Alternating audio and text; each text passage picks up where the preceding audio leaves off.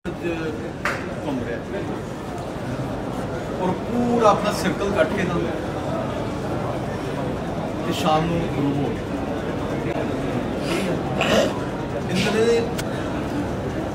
और जो दिन डुब रहा होंगे ना इंसान फील कर रहा होंगे कि यार दिन डुब रहा ठीक है, लेकिन जो एक इंसान खुद बुढ़ापे जा रहे हो उन्होंने जिंदगी का सूर्य ग्रूव हो रहा हो और उन्होंने फील पता क्यों नहीं कर रहा होंगे वो अपने बच्चों को जवान तो देगा क्यों राइस है वो उन्होंने इंजॉय करना शुरू कर दिया कि चलो यार ये तो इंजॉय कर रहे हैं। इस तरह एक वकील जो सीनियर होगा जो अपने जूनियर्स को फ्लोरिश होना देखता ना वो उन्होंने इंजॉय करता अगर वो सिंसीयर हो जूनियर्स ना। और आई ऑलवेज इंजॉय कि अगर कोई जूनियर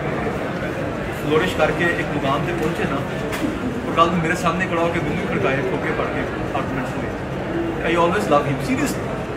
मतलब